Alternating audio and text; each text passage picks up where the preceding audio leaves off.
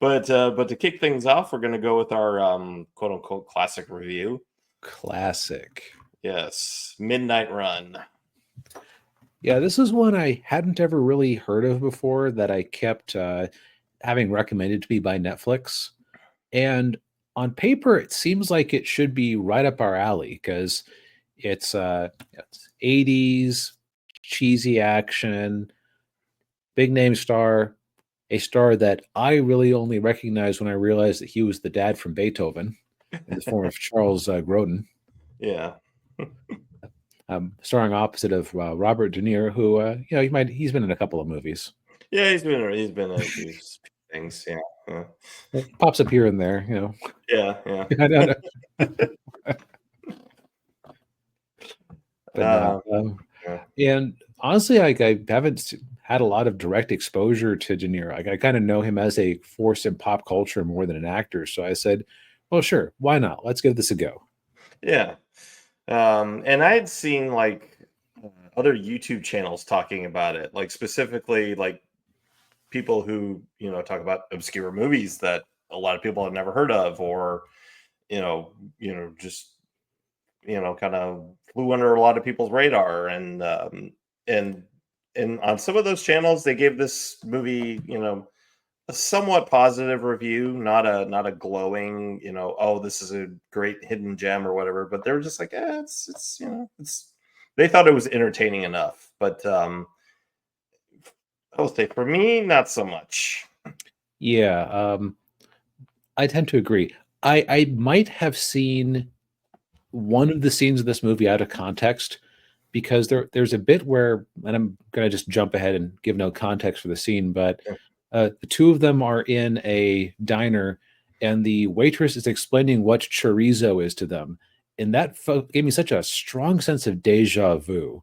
And it's such a weird thing. Like, I don't know if there are just multiple action movies that have done that.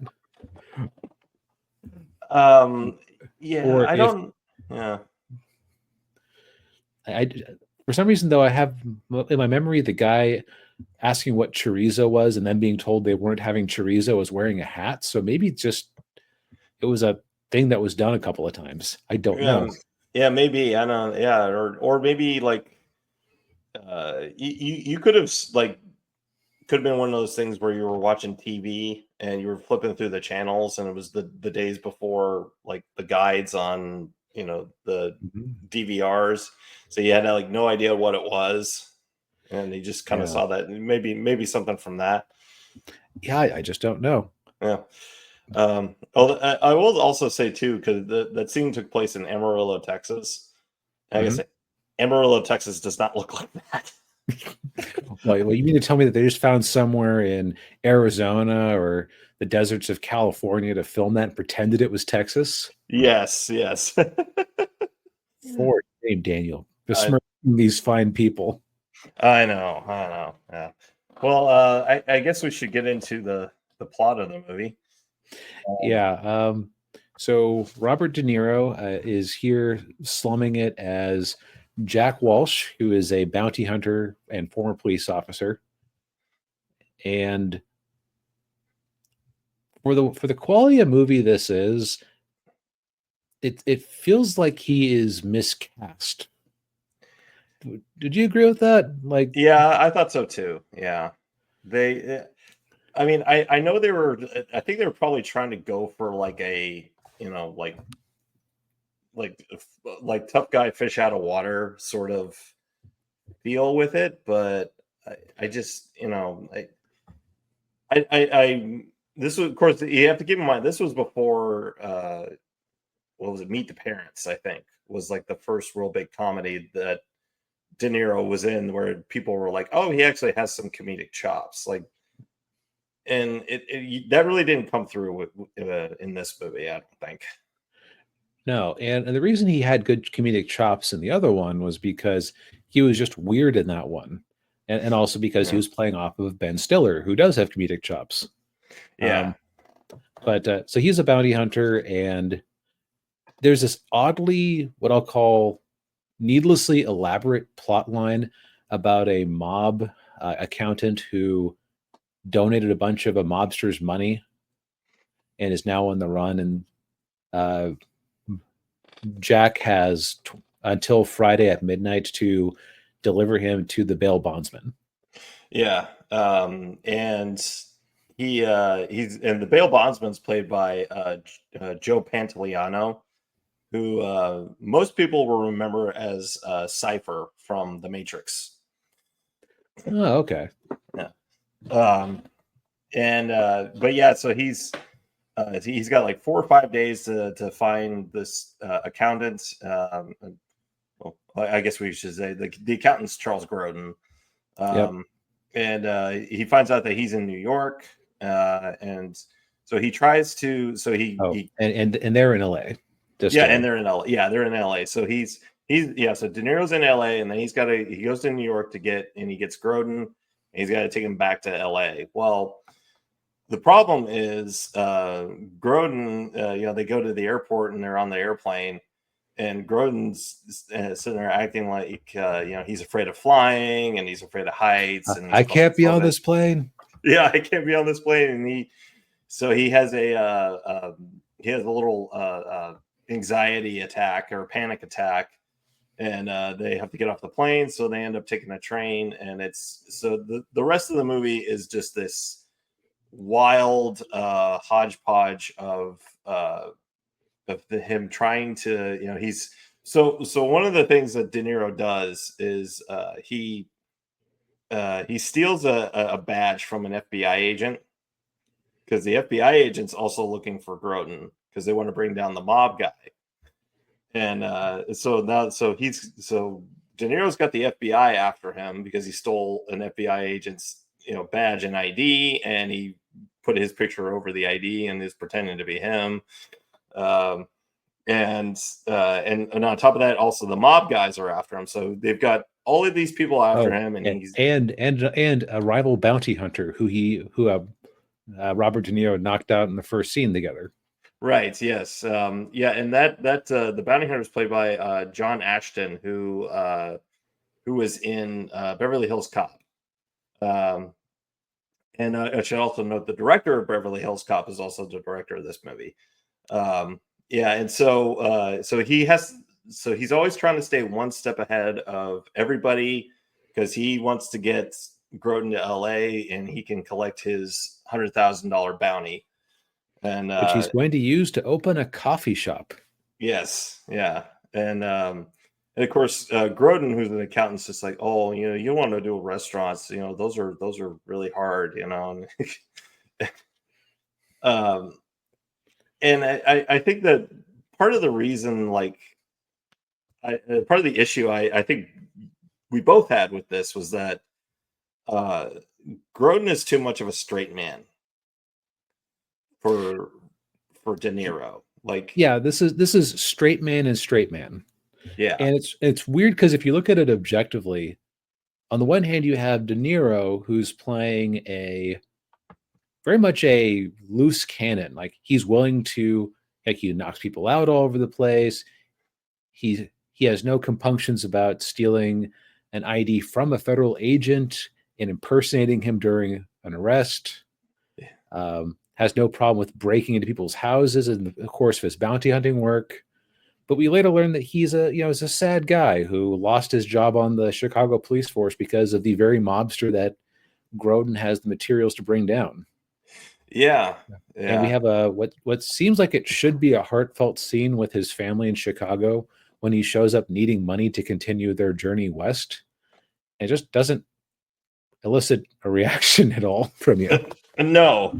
And yeah. I mean, the scene where he's arguing with his ex-wife, and that didn't seem like whatever. And then he sees his daughter for the first time, and what was it? What did he say? 9 years? 9 years, yeah. 9 years, yeah. It's just like, oh, okay. That is certainly a scene that is happening. Yeah. And but like De Niro being like a real actor who doesn't go too far for the fences, he's playing a very realistic, restrained part, which doesn't work because you have Grodin, who, I'm sorry, I don't know the man. I've seen him in a few things. He is kind of Dollar General Chevy Chase. He is, yeah, Like, yeah, not to be mean, but that's how he just comes off. Like he is. yeah, He is a blander form of Chevy Chase, and Chevy Chase isn't necessarily the most flavorful comedy actor in the world. He just is, but he's very good at, because he doesn't really have to act too hard, would be playing a neurotic asshole. yeah. Well,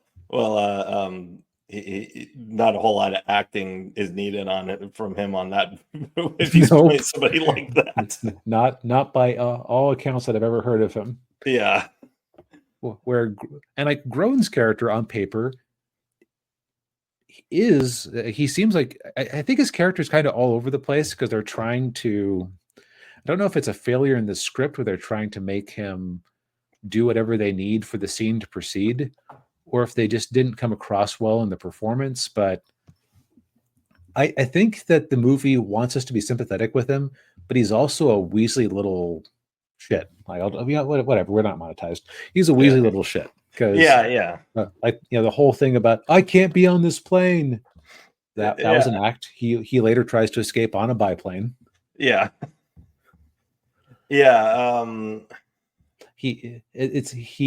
he finds out that he's working for a mobster, he ends up donating most of that money to a charity of his choice, Yeah, because he's a good guy, question mark. yeah. But then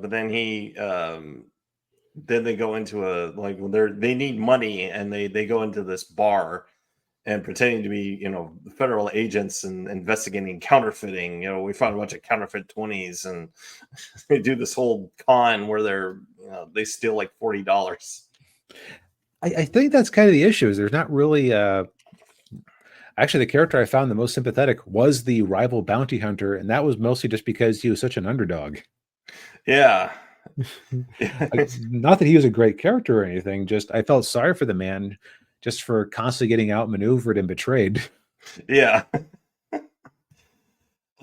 Yeah, it was. I had a really hard time getting into this. And I think you had the same thing that I did. Like, I mean, we both got about halfway through the movie and we're like, we still have another hour of this. Yeah, because it's like planes, trains, and automobiles mashed up with a low energy movie with two low energy actors. Yeah. Yeah. And so I think that, and I started thinking of like how I would cast it and different actors that you could have put in that would have made things much more interesting. Like Chevy Chase and Charles Grodin's role is like a no brainer, and you just play into the neuroticism. Yeah. Yeah, and I don't know who else you would get to play De Niro. Like, I had a couple ideas. Stallone would have been nice because he would have been tough, but also kind of faintly ridiculous. Yeah. Maybe Schwarzenegger. Yeah, Schwarzenegger could have worked.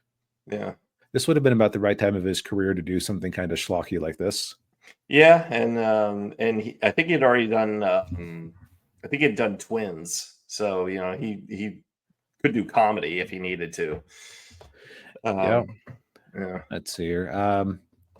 I could have seen Bruce Willis in the main role. Yeah. Yeah. There any number of actors I think could have played the part a lot better. My last bit of fantasy casting, Rick Moranis as the Charles Grodin character, he just really ramp up the neuroticism and nerdiness of it. Yeah. Well, at that point, then he'd be like Louis Tully from Ghostbusters. Yeah, pretty much. Again, I think the problem is that both characters were kind of awful people, and so I didn't necessarily care whether they lived or died. Yeah, that's true. And also, it was way too elaborate. Like they had to tie in the mobster who Grodin had the materials to bring down, with De Niro getting kicked off of the force, which felt a little bit contrived. Yeah.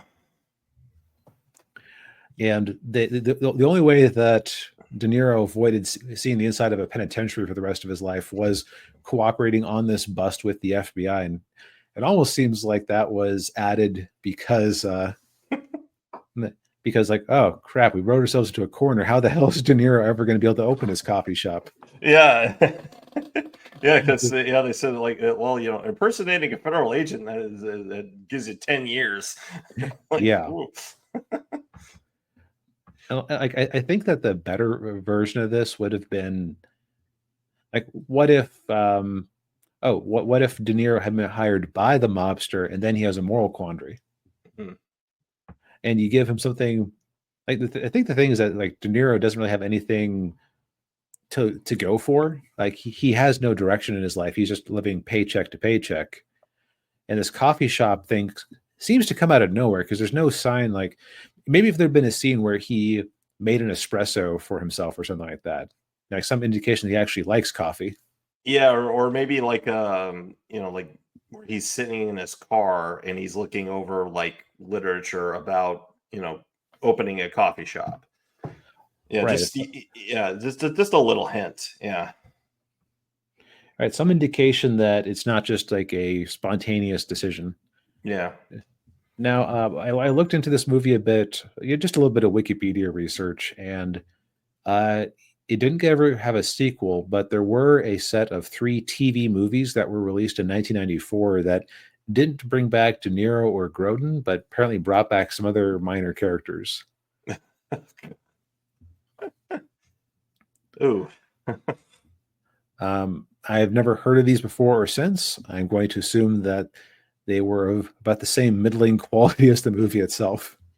Yeah, I would guess so. Yeah. And I'm probably almost 100% certain you probably can't find them anywhere on physical media or streaming or anywhere like that. That, you know what those are? Those would be like perfect Tubi fodder. Yes, they would be. Yeah. The other thing about this movie is that it was actually fairly expensive for the time. $35 million budget for 1988. And Wow. most of that was there were some stunt scenes that were like probably the best part of the movie, but were also entirely unnecessary and didn't actually move the plot forward. Yeah. So it's like, man, and it's kind of a shame because in the first 20 minutes or so, I was kind of enjoying De Niro, like you seeing the tricks of the trade, like tapping the phone and using and like listening to the dial tones to figure out the phone number that his ex-wife was calling. Yeah, actually seeing how a lockpick of the arrow worked. It's like there was something here, but they just couldn't capitalize on it. Yeah. It's unfortunate because I mean the premise for the movie is really good. I mean it's a great premise. But I think like you were saying, it got bogged down with too many plot elements and too many too many moving parts to kind of keep track of. Yeah. And yeah. There's a tight 90-minute movie in here somewhere. Yeah. I think maybe if you like you said, like maybe get rid of the the whole bounty hunting element and just have him be like working for the mob boss. Oh yeah, like have him be a capo or something like that, and you give him a reason to question his loyalty to the mob boss. Then now you've tied him into the story more. Yeah, and you could probably cut about 20 or 30 minutes out of the movie. Yeah. Well, you know what the beauty of a fairly generic premise like this is? Anytime you feel like it, you could just use that as a starting point and develop from it. Yeah. Yeah, there are multiple avenues you can take. Yeah. Yep. So, if in a couple of years you see a movie called Running at Midnight or a book called Running at Midnight by D.B. Fassbinder and or Daniel Parker, now you know. Yes. Yeah.